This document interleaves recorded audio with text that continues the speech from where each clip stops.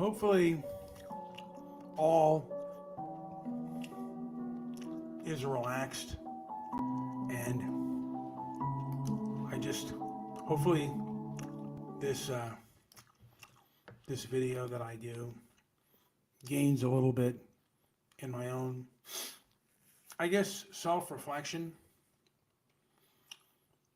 I've been online quite a bit lately, sometimes looking for conflict, and that is my struggle.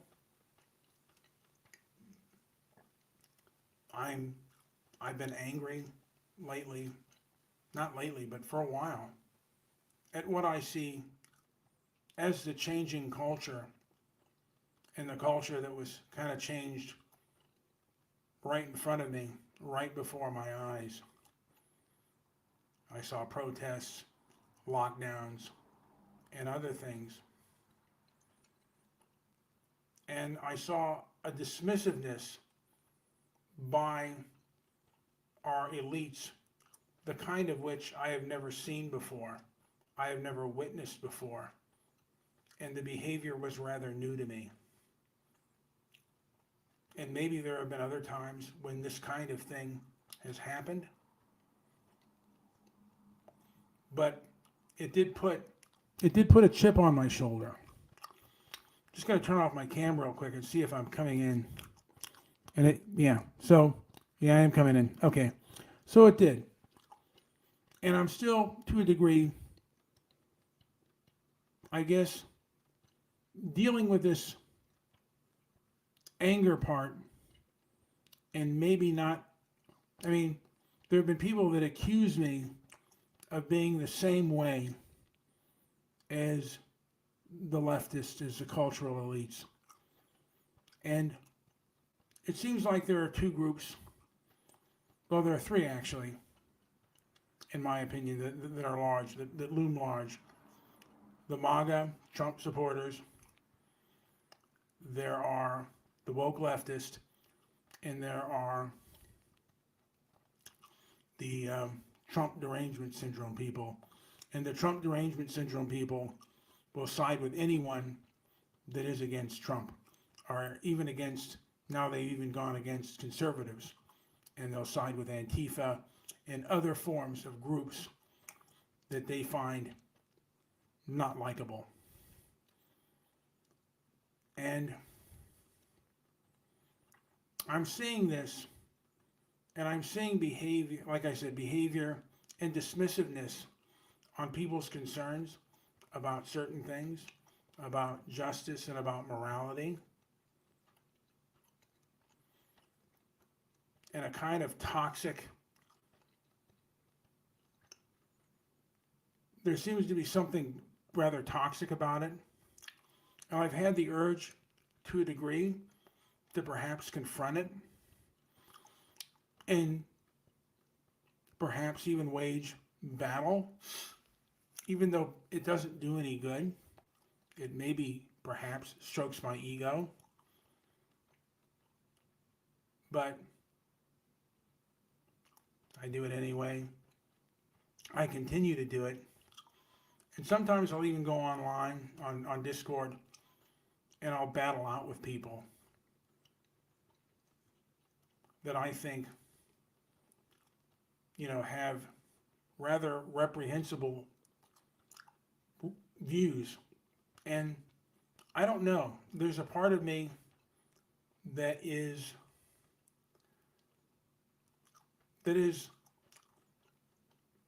I don't know if it's confused, but the inquisitiveness, the questioning of society, of certain norms, doesn't seem to be out there. And the respect, and the mutual respect, doesn't mean that you agree with someone, but to have some form of, hearing them out.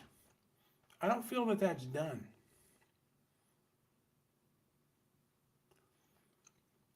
And human beings have a desire to be heard by nature. And what do you do when somebody doesn't hear you out, doesn't hear your side? Is that really a civil society? Someone who who wants you to just obey. And that's to a degree a lot how I feel about the elite. But the elite's going to do what the elite's going to do. And how do I respond to it? It doesn't really affect me except emotionally. Except like money wise to a degree. There were times during the riots when they had a curfew that affected me. But for the most part, I guess it didn't affect me that much perhaps. But I do see law and order being lessened and victims' rights, people who own stores and people who are victims of crime not being taken seriously and not, just a fall of society and a fall of certain forms of mores that just overnight just came across this nation and probably amongst other nations as well. And there's a form of such moral superiority that they don't feel that they have to listen to you or be heard by you. Now I must say that is with a lot, but there are those that will listen to what other people have to say and will listen and give a good give and take. But I'm not seeing, in my opinion, enough of that. And it's definitely not happening with the elites. The elites live in a bubble and they feel that they don't have to address any of their policies to the public. And they have scorn for you. At least that's the way it feels. And to a degree, it feels like being brought up in an abusive home where you just have to obey the rules and you're not consulted as a human being. And that's a big issue for me. And I've asked this question before, and maybe it doesn't apply, but perhaps it should. In a civil society, in a just society, should due process happen when anytime the punitive action happens, or when someone is punished, do they have the right to be heard, to be seen? And again, there seems to be a lot of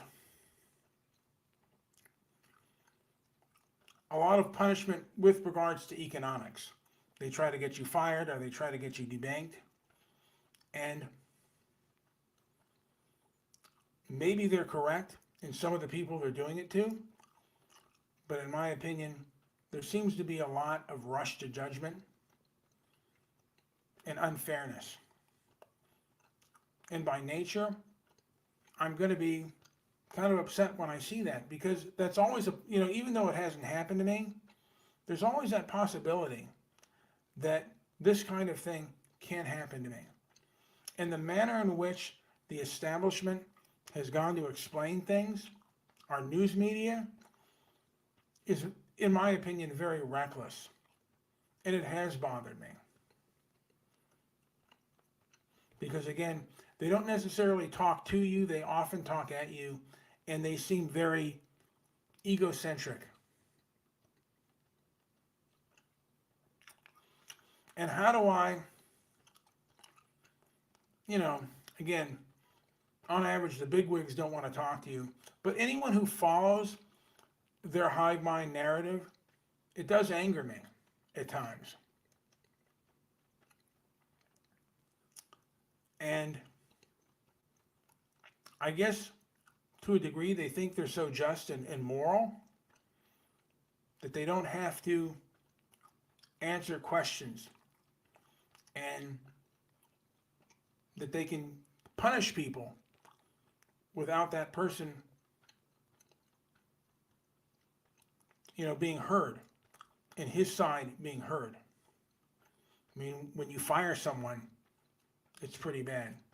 And let's also remember, we couldn't talk about a pandemic that challenged our lives and for a long time, and the fact that we had to take some form of vaccine.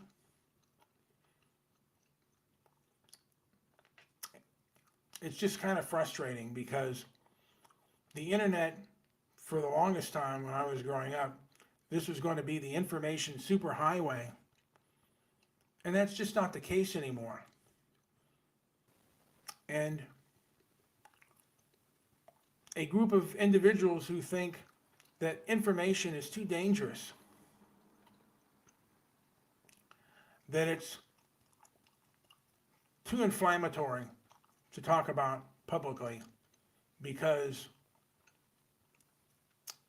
anger, maybe anger or maybe things will go too wrong if information that the establishment, the elites don't agree with. And of course, this is not done by consensus, and they don't do it publicly. And this is both the media and social media.